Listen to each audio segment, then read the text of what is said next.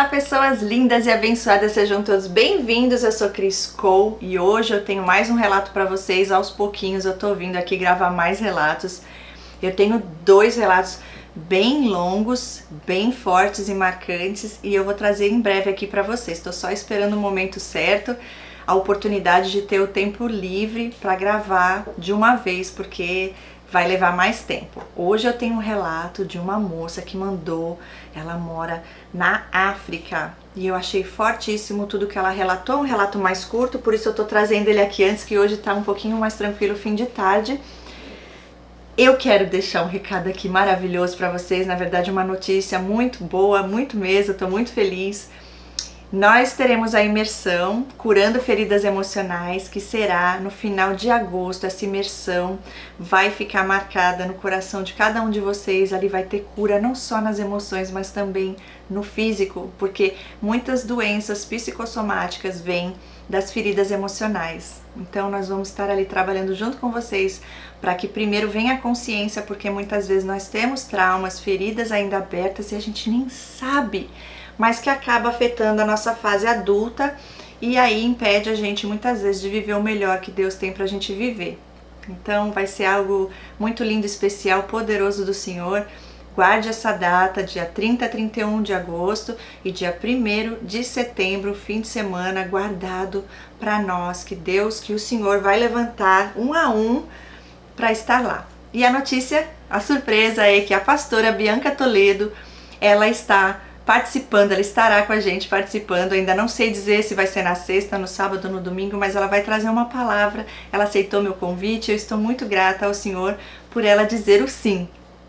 Vai ser lindo, lindo, lindo, gente. Aproveitem o desconto, aproveitem para vir participar. Entre em contato comigo, aqui abaixo tem o número do meu WhatsApp e ali eu passo direitinho tudo que vocês precisam saber para fazer parte dessa imersão com a gente, ok? Vamos então ao relato de hoje.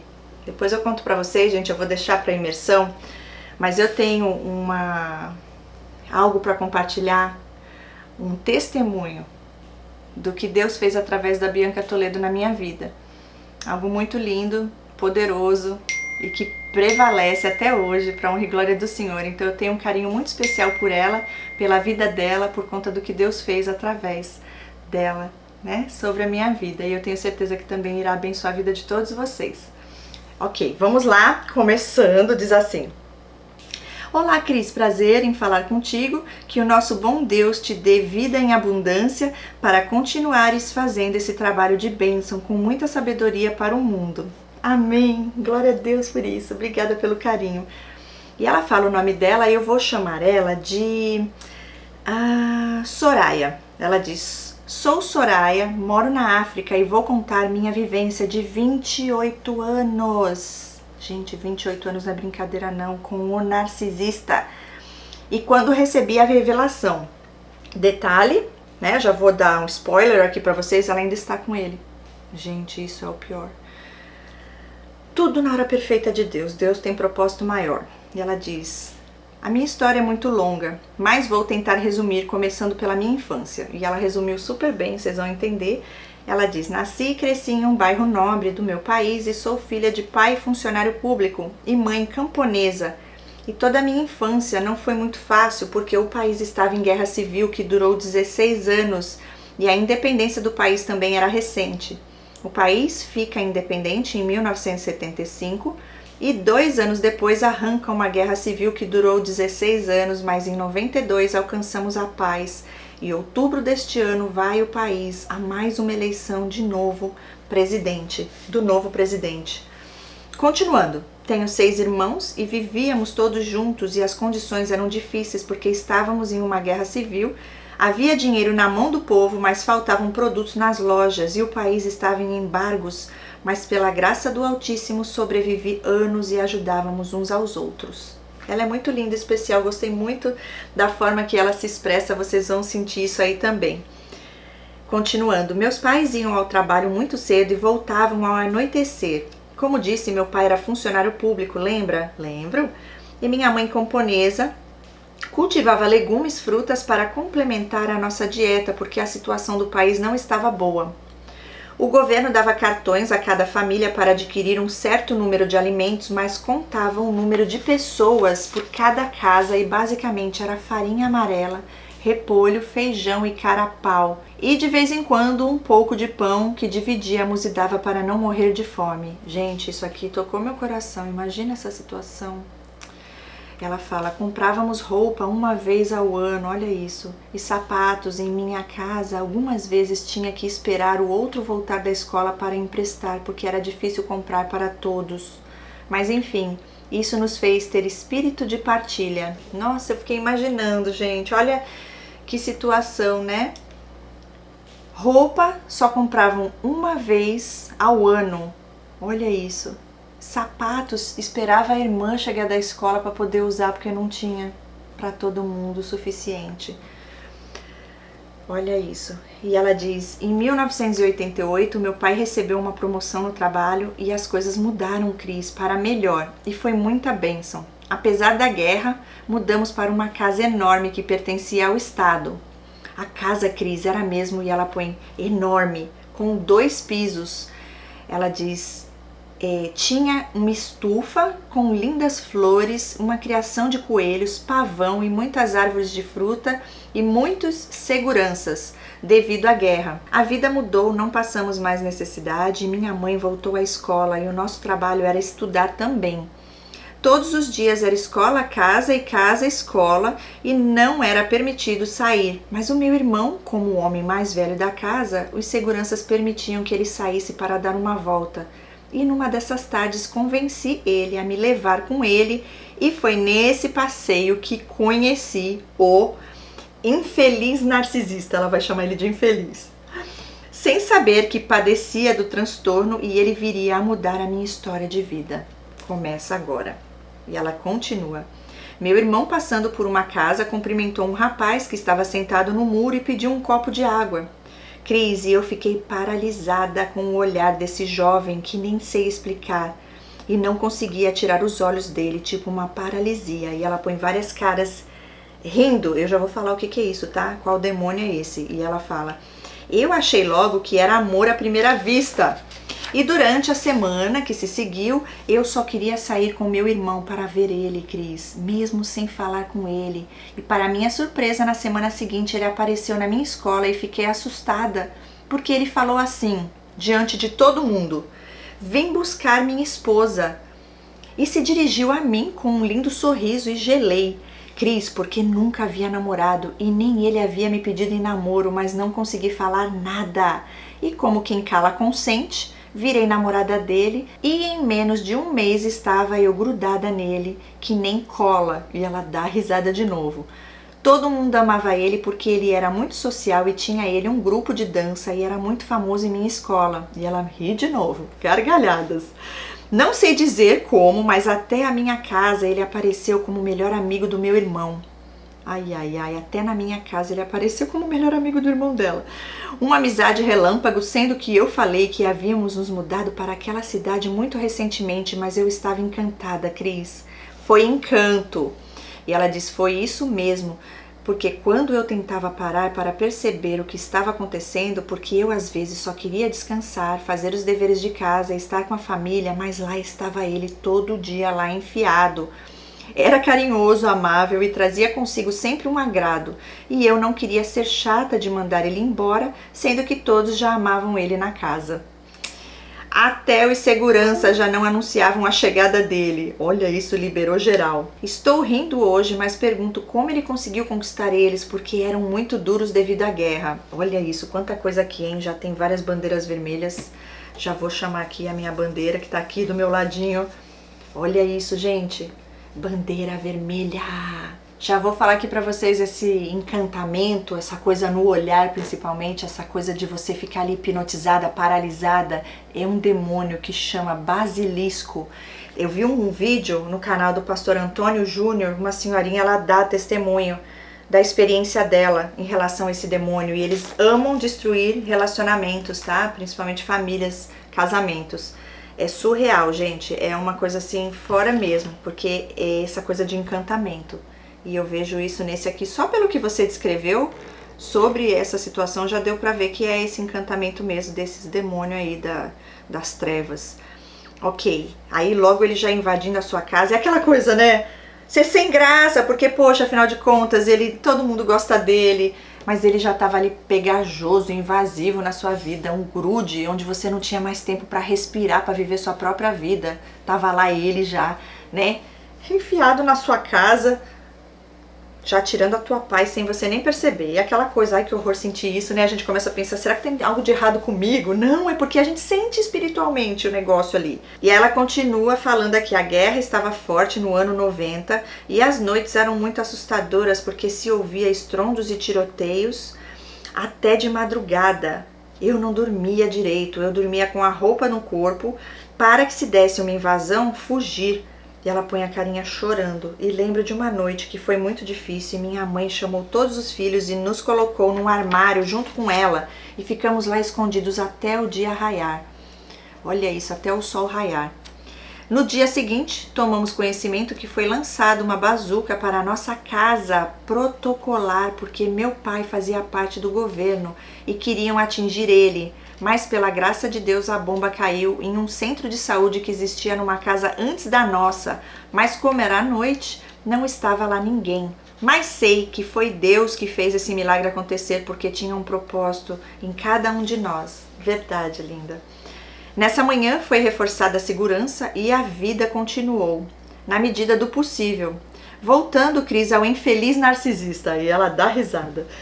Ele se tornou parte da família e estava todo dia presente nas nossas vidas e eu me apaixonei por ele, engravidei anos depois e meu pai exigiu o casamento e a família dele aceitou e foi preparado em meses, porque meu pai disse que o bebê não devia nascer na casa dele, porque já havíamos misturado sangue pelo que casei grávida de 8 meses com um barrigão enorme. Cris, acredita? Acredito.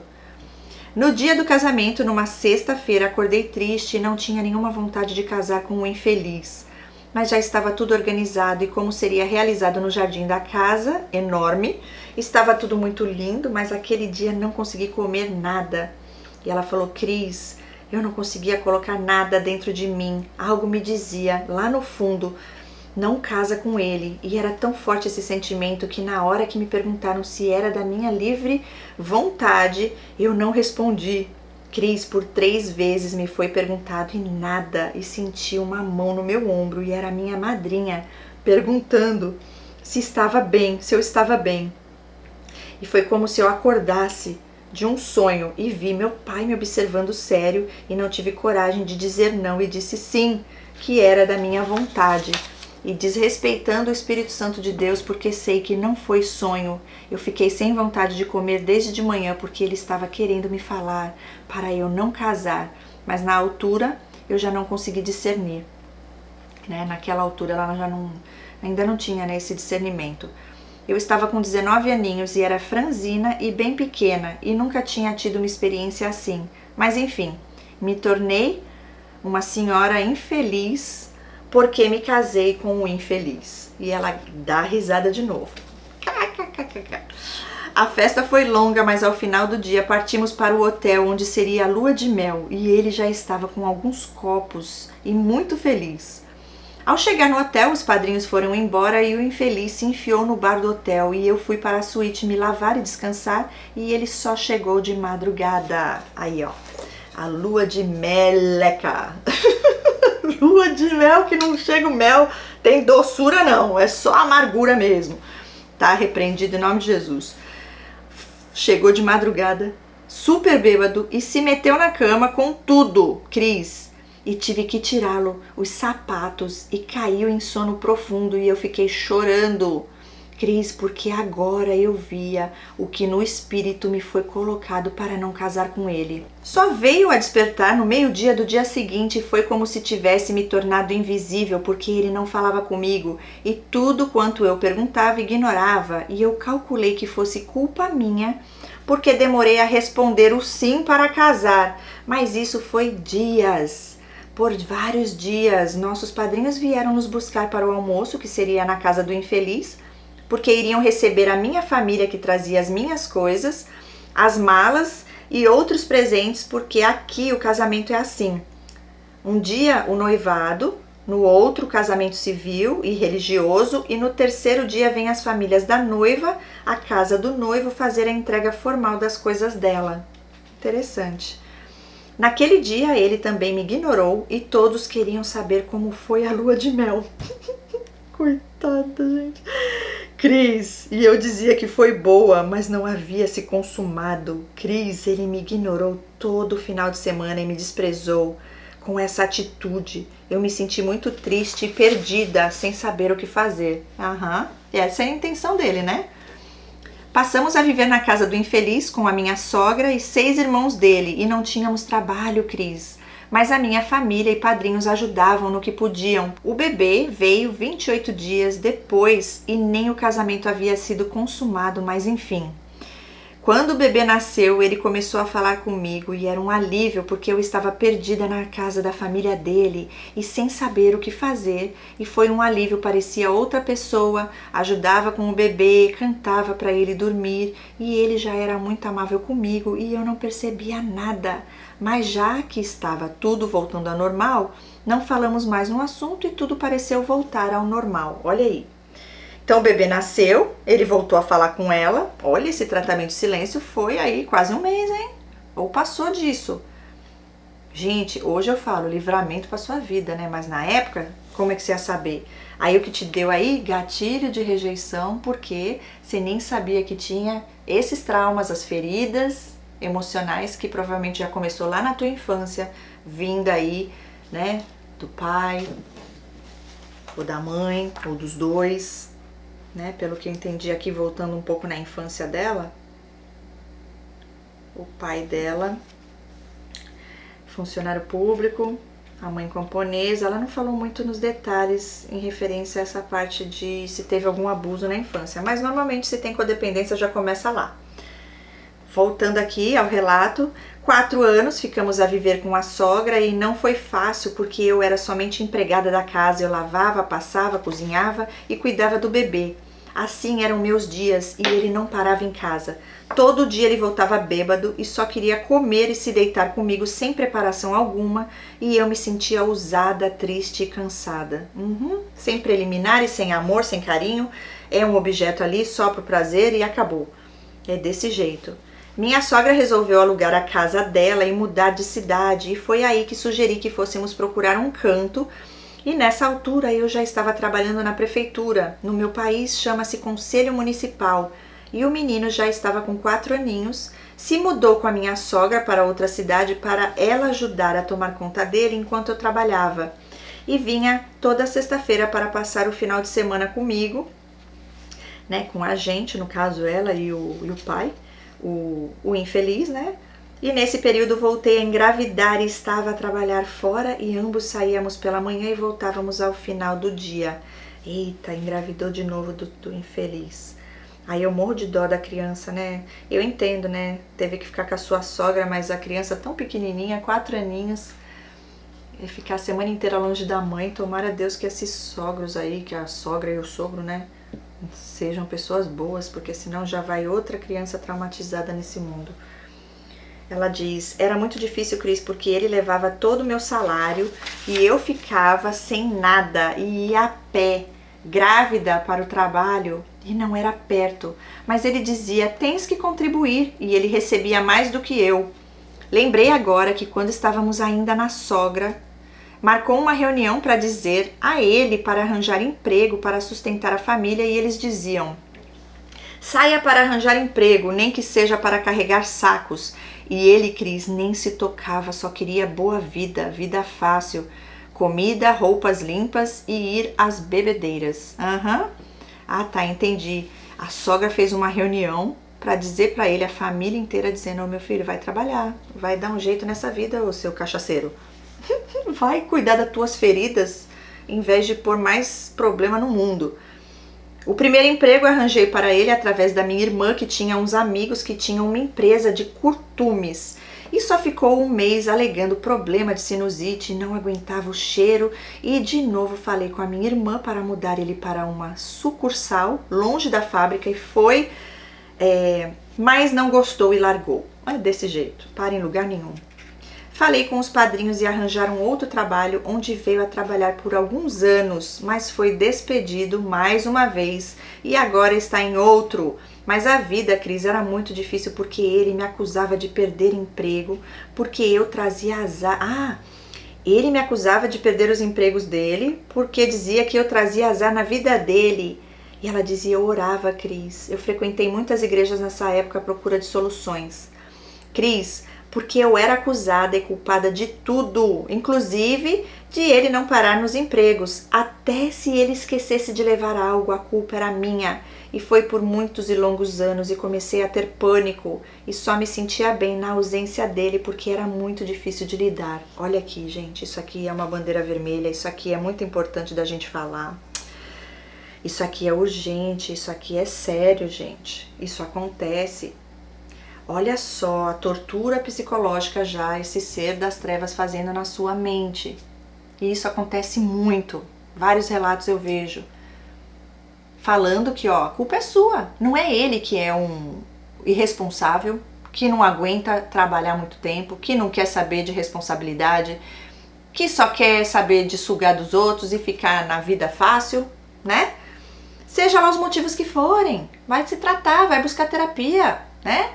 Faz alguma coisa, vai fazer curso, né? Ora ao Senhor. Tem uma forma, vai trabalhar por conta própria, então abra seu próprio negócio, se não gosta que os outros, né, te deem ali ordens, se não gosta de cumprir horário, mas tem sempre algo. Gente, busca, né? Deus vai abrir as portas. O problema é que eles querem ser os coitados, o mundo é contra eles, ó, a culpa não é dele, é sua, porque você é endemoniada, então você leva azar para a vida dele. Não. E olha, você orando, indo em várias igrejas para tentar achar a solução porque achou que o problema era nela. Gente, isso aqui me marcou muito nesse relato também. Olha o que ela vai relatar aqui pra gente. Isso é real, acontece, gente. Interrompia meu sono para responder coisas que não sabia, Cris, que nunca tinha dito, e me batia muito e judiava muito. Mas eu não entendia porque sempre que acordava era outra pessoa. Eu achava que algum demônio possuía a noite, Cris. Ele me trazia presentes, pedia desculpa no dia seguinte e fazia massagem e tudo voltava ao mesmo como antes. Dias depois, estava tudo de novo. Tudo acontecendo igual e eu não percebia. É um morde-a-sopra, né? O que para mim era mais difícil era não poder dormir, porque no dia seguinte eu estava meio gás e não tinha energia e fiquei com dores no corpo e tomava muitos comprimidos para dores musculares. É isso aí. Gente, olha isso aqui. Sim, muitos deles fazem isso. Eles não têm paz, porque os demônios estão nele. Você aqui, ó, percebeu? Não é? Ela ainda fala, eu achava que algum demônio que possuía. Achava não, é lógico que é. E não é possuir só à noite não, tá lá o tempo todo, só que manifestava mais à noite, né? Vamos dizer assim. Já morava ali dentro. Deus me livre, gente. É só Deus mesmo. Misericórdia. E ela já aí, ó, não conseguia dormir, o homem não deixava ela dormir, porque os demônios ficavam atormentando ele, e aí ele atormentava ela. E agora ela estava como um zumbi, né? Zumbi pela terra aí, tentando trabalhar. Isso é perigoso até para dirigir. Tive cinco filhos com esse monstro infeliz narcisista. Meu Deus do céu! E eu orava muito para Deus operar um milagre e ele mudar, porque ele me culpava de tudo de mal que acontecia na vida dele. E andei em muitas igrejas à procura de libertação para mim e minhas orações eram todas de pedido de libertação do mal que ele dizia que via em mim, Cris. Acredita que eu jejuava e orava muito à procura de libertação e fui a várias igrejas porque ele dizia, essa igreja aí não tá dando certo não, porque você tá pior. E eu todos os dias orando, à meia-noite ele me acordava para orar por ele. Gente, mas e aí, fala pra ele, meu filho, se eu sou endemoniada, você quer que eu ore por você? Vai ser uma oração pesada, hein? E ela diz, fazia eu orar por ele, pelo trabalho, por nossos filhos, para o mal que eu carregava não atingisse eles. Gente, esse cara, ele é ruim, hein? Ele é maligno. Infeliz mesmo, né? Muito infeliz.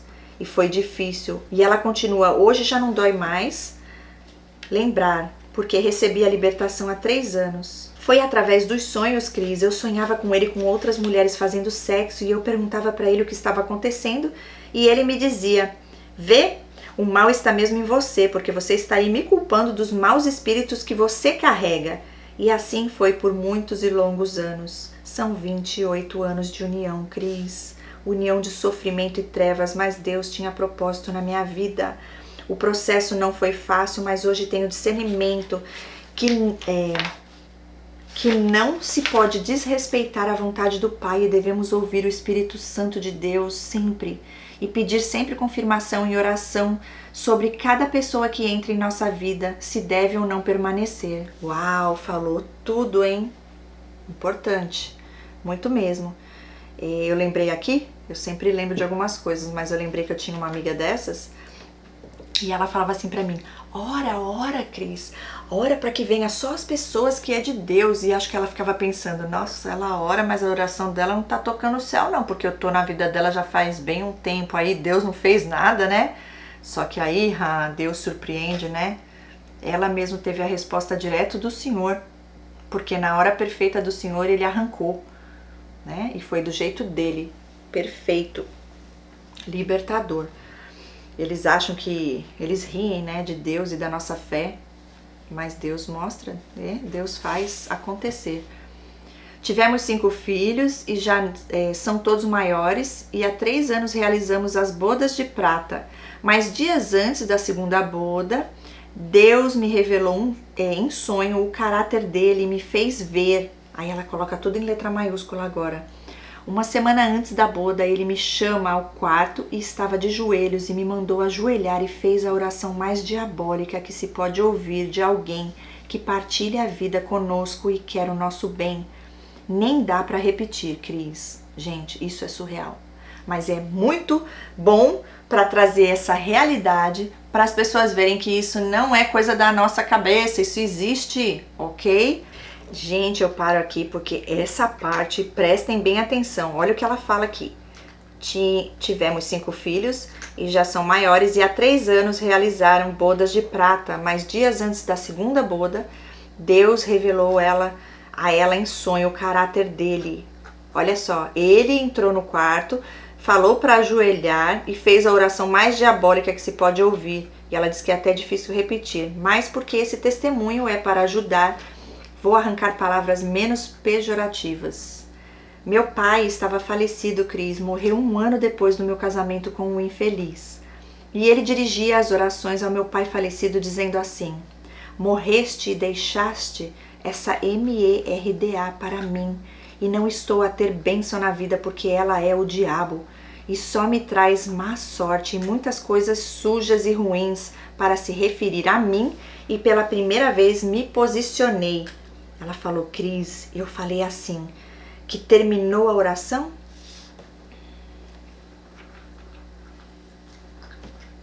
Ele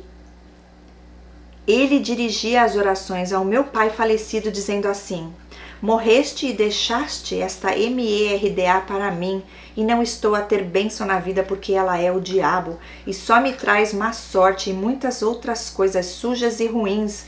Olha isso, ela diz que várias outras coisas sujas e ruins ele falou para se referir a ela. Pela primeira vez me posicionei, Cris, e falei assim: terminou de fazer a sua oração? E aí eu falei que não queria mais casar com ele em bodas de prata, que é a renovação dos votos, porque ele me desonrou e que eu era bela e Cristo habitava em mim e que eu não queria mais ele porque ele não me merecia, e foi tão forte, Cris, eu não tinha mais lágrimas nem medo dele. Ele disse tudo o que eu pensava e como queria terminar meus dias sem ele, e ele ficou com os olhos estranhos, arregalados e muito sombrio. O olhar oco era como se eu olhasse e não visse a existência do ser, mas de algo, das trevas. Não sei explicar, mas ele do nada se dobrou aos meus pés. E aquela fortaleza de 25 anos que nunca tinha visto naquele estado chorava muito e me pedia desculpa e até beijou os meus pés. E ela põe várias carinhas do emoji gargalhando. De repente ele enxergou o Espírito Santo em mim? Ué, e ela ri de novo. Hoje brinco, Cris, mas fiquei sem ação diante daquela situação porque o homem que me humilhava a vida toda estava chorando tanto. Cris, ele soluçava e me dizia: me perdoa, eu preciso de ajuda, e me perguntava o que tinha acontecido. Parecia ter dado um branco nele. Eu não soube lidar com isso e passei a mão na cabeça dele com pena e choramos juntos e caí novamente no conto do vigário, achando que Deus tinha operado um milagre. E de última hora, Cris, você acredita que eu acabei cedendo? Sim. E ela ri de novo. Hoje sei que foi trama dele para eu cair e não conseguir sair do abuso. E ela diz, e o dia chegou, Cris, o dia das bodas de prata, e foi em plena pandemia e havia muita restrição, éramos só nós, nossos filhos e os padrinhos, e sem festa fomos ao cartório registrar e me esquecia de contar. Foi numa segunda-feira, ela diz, quase me esqueci aqui de contar. É um pouco diferente a maneira deles falarem, né? Eu acho bonito, mas dá pra gente entender. Ela continua dizendo aqui, esqueceu de contar, foi numa segunda-feira, porque o infeliz queria que a data fosse a mesma do primeiro casamento, olha aí, e só mudaria o ano, olha, e ela põe uma carinha assim, tipo, desconfiada. Até hoje não percebi o porquê ele pediu que eu adquirisse o sobrenome dele. Cris, eu boba achei que ele estava santo, o homem que até sobrenome dele queria me dar, mas enganei-me bastante. Ao sairmos do cartório, ele convidou os padrinhos para almoçar conosco em uma estância hoteleira e eu estava triste, Cris, porque de novo o meu sexto sentido, ou o Espírito Santo, me dizia, presta atenção em tudo, e eu, antes de sair de casa, eu sujei o meu vestido por 3 vezes com maquiagem e estava um dia muito quente, Cris. Um calor de 37 graus, mas me limpei e retoquei e lá fomos. Fomos almoçar e lá ele dividiu todos nós, dividiu as mesas. Existia uma mesa grande com 12, mas ele cismou com uma família que lá estava perto da nossa mesa e antes do almoço ser servido, pediu para mudarmos para outra área onde tinha mesas de 4 lugares e cada mesa separada uma da outra, e assim foi. Os padrinhos ficaram numa, os nossos filhos noutra e nós em outra. E ele fragmentou e foi triste porque ficamos cada um numa mesa separada. E o almoço foi assim, sem alegria, até parecia que vínhamos de um velório. Mas enfim, o dia terminou e no carro ele me acusava de estar a olhar para o chefe de cozinha a todo momento. Cris, eu nem sei quem é esse chefe de cozinha, eu não vi quem era esse homem. E que na hora do beijo eu não o beijei naturalmente, só reclamando. E ela dá risada, pura loucura. E eu nem sabia, Cris. Na volta buscou um bolo para cortar em casa e já nem havia clima porque eu voltei a ser acusada de muita coisa e já tinha colocado o 2º anel e ia começar outra etapa do abuso. Mas o Espírito Santo disse, veja ele, olha aí, veja, ele hoje vai revelar tudo. E assim foi, em casa ele resolveu me contar todas as traições dele, com detalhes, e dizia, tens que saber, ouve para iniciar uma nova vida, tenho que confessar. Olha isso.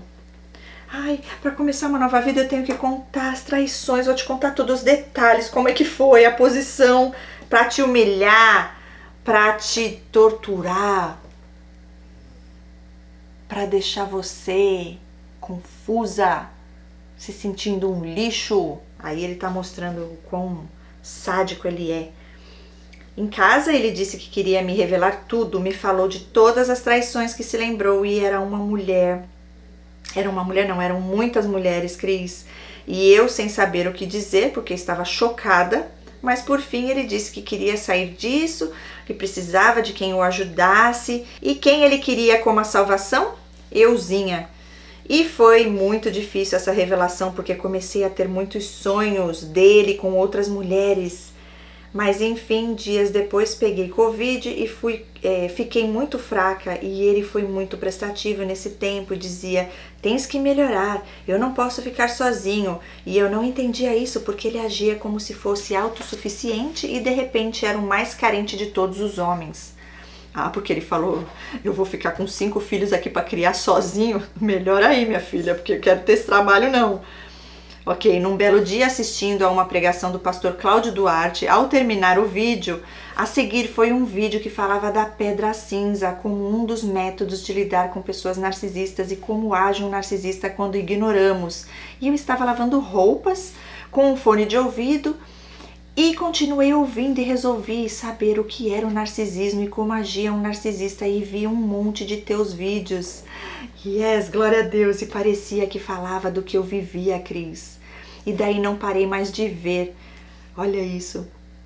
E todo vídeo lançado vejo e tem me ajudado na cura. E já estou me preparando para sair de fininho, porque ele é muito vingativo e não quero mais viver de maneira tão cruel. Olha, é verdade, linda. Ai, meu Deus, tem que sair mesmo. Olha isso. Pela graça do Altíssimo, não fiquei com nenhuma doença sexual, mas adquiri síndrome do pânico e dores intensas à noite nos meus ossos, e no tempo frio é pior e tomo vários remédios. Mas Deus, ela põe letra maiúscula, mas Deus revelou, e Ele é maravilhoso e autêntico, santo, e sei que Ele está me ajudando a sair dessa teia de aranha narcisista. E se Deus permitir, irei contar como foi o depois, porque a minha saída está próxima. Yes! A coisa mais difícil era não me deixar dormir, Cris, e me acusar de tudo de mal na vida dele e me obrigar a manter relação sexual sem vontade. Hoje perdi o interesse por ele e todo o amor que eu sentia por ele morreu. Deus libertando você. Mas Deus é justo e Ele já está pagando, porque Deus detesta o pecado e Ele já está colhendo os frutos da sua desobediência e está com problemas de próstata. Agora fica só em casa, não vai mais sair para conquistar as meninas e ficou obcecado com tudo.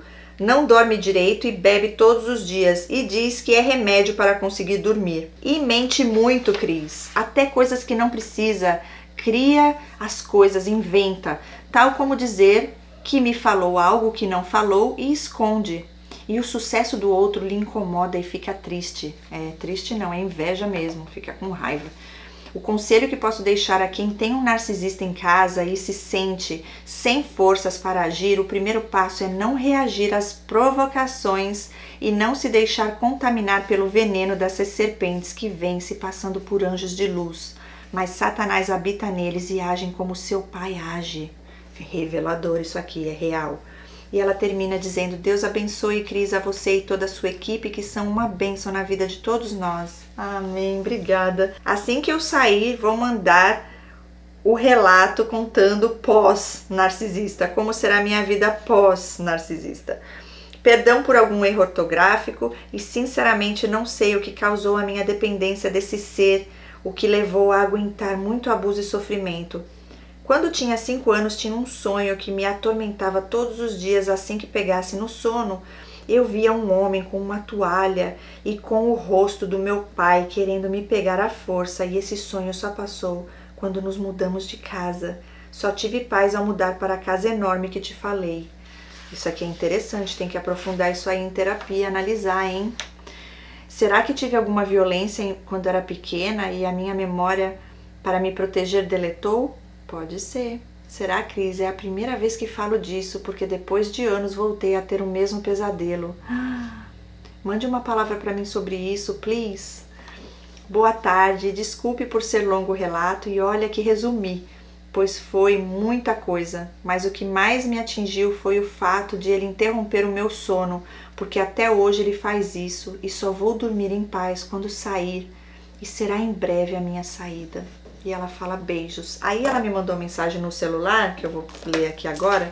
Essa parte eu deixei aqui no celular, que é pequenininha. Ela fala só assim: esqueci de dizer, Cris, me formei em contabilidade e administração com muito sacrifício porque ele sabotava meus estudos e agora estou à procura de trabalho. E ela diz: estou reformando a casa que minha mãezinha emprestou e logo irei me mudar para lá e vai ser uma surpresa para o infeliz.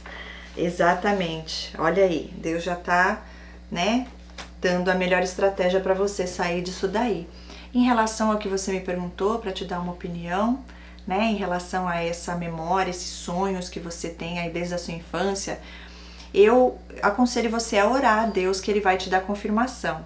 Né? Por quê? Porque quando você começou a falar, depois você falou que aí parou com esses sonhos quando você foi para casa nova, talvez tinha algo nessa casa ali, ou mesmo os espíritos que podiam estar ou na casa ou na vida de alguém ali da casa, e você acabou tendo, de certa forma, sonhos, né, de revelação. E aí depois você disse que nunca mais sonhou com isso na casa nova e agora, pelo que entendi, voltou a ter esses sonhos. Então pode ser que seja algo sim, né, que está aí no seu subconsciente, traumas fortes assim, né, quando criança muitas vezes apaga da memória. Mas só o Espírito Santo para te revelar, né, como eu te falei, aconselho você a orar e pedir confirmação do Senhor. Se for algo nesse sentido, Ele vai trazer à sua memória, né, no momento certo, na hora que você estiver preparada, né, para que isso não te machuque, né, que não te cause ainda mais trauma. É tudo na hora perfeita de Deus. É assim, gente, que Deus faz, tudo tem a hora perfeita dele, com certeza vai ser para te libertar mais ainda e para você poder ajudar outras pessoas. Faz parte do nosso processo de cura, tá bom? Mas eu tenho certeza que Deus vai te mostrar, vai te dar confirmação se for isso mesmo que aconteceu. E se não foi, eu creio que Ele vai tirar isso de vez da sua memória e você não terá mais esse tipo de sonhos. Eu creio que quando vem do Senhor, tem propósito maior e Ele nos revela, tá bom? É isso que eu tenho para deixar aqui para você. E que seja feita a vontade do Senhor. Eu fico muito feliz de receber o seu relato, de sentir o seu carinho, você é muito especial. Que história de vida, né, gente? Olha, desde a infância, quantas coisas que ela passou e Deus sempre guardou, Deus sempre cuidando, Deus sempre livrando do mal. E eu sei que com certeza você irá poder ajudar muitas vidas nessa caminhada aí. E eu creio que você estará conosco na imersão e ali, quem sabe ali Deus vai dar a confirmação para você. Dessas feridas emocionais que talvez ainda estejam no teu inconsciente, Deus vai trazer o despertar, porque é ali que começa de verdade a mudar as coisas, a ressignificar. Uma vez que Deus mostra a dor original, aonde tudo começou, aí sim a gente consegue estar por completo liberto disso daí. Deus abençoe a todos vocês que estão aqui, a você, linda do relato. Deus te guarde, te proteja, guarde sua família, seus filhos. E com certeza, né, daqui para frente é só sucesso, para a honra e glória do Senhor, porque é Ele que guarda, cuida e nos livra de todo mal. É isso, um beijo enorme no coração de todos vocês. Se vocês têm interesse e querem vir participar, fazer parte da imersão Curando Feridas Emocionais, busquem aqui abaixo meu WhatsApp, eu vou deixar nos comentários também. Entre em contato até o dia 15, estará ainda com desconto, ok? É isso aí, gente. E o e-mail, caso você queira enviar o seu relato também, está aqui abaixo também, relato.sobrevivente@hotmail.com. Deus abençoe e até o próximo relato. Tchau, tchau!